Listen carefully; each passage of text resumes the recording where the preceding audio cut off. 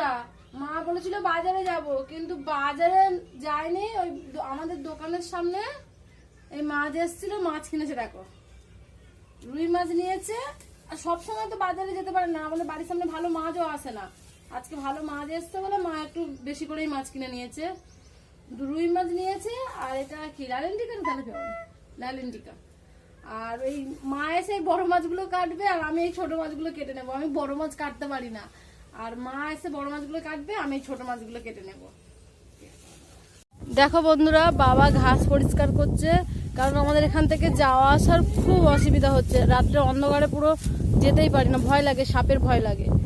ওই জন্য পুরো রাস্তাটা আমরা তিনজনেই পরিষ্কার করছিলাম, আমি, বাবা আর সোনুর বাবা, তিনজনে পরিষ্কার করছিলাম। কিন্তু এখন আমরা উঠে গেছি। বাবা বলে না, আমি আরেকটু পরিষ্কার করি, তারপর তোরা উঠে যাও। অনেক রোদ পড়েছে তো। এই আমাদের পুরো মেন রোডে আমাদের বাড়ি না, মেন রোডের ধারে অনেকটা হেঁটে আসতে হয় তো, মাঠের মাঝখানে বাড়ি আমাদের। তাই সেই মাঠের রাস্তাটায় এতটা ঘাস। আর এখানে ধান চাষ হয়েছে, এই ধানে জল পড়ছে, ধানে জল দেয়, আর সেই জলের কারণে এই গাছগুলো এত সুন্দরভাবে হয়েছে, তাড়াতাড়ি বেড়ে উঠেছে। ওই জন্য বাবা বলে এগুলো আগে পরিষ্কার করে দিই। এর ঘাস মারা ওষুধও মারা যাচ্ছে না, কারণ ধানে ক্ষতি হবে। ওই জন্য আমি কষ্ট করে আমরা সব কেটে কেটে পরিষ্কার করছি। বাদ দাও, আর করতে হবে না, অনেকটা রোদ পড়েছে। একটু ছায় ছায় বিকেলবেলা করব, বাদ দাও এখন। হ্যাঁ,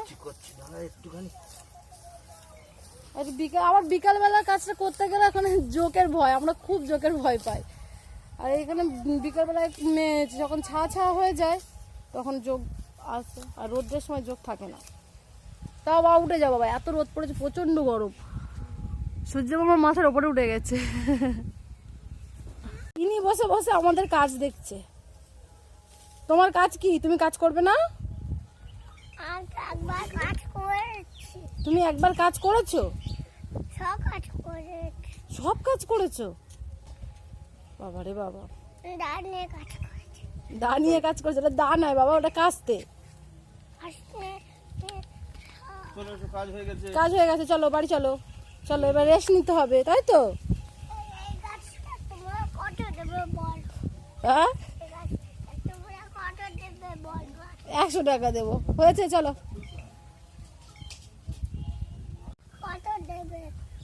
গাছটার দাম কত? এই গাছের দাম 100 টাকা?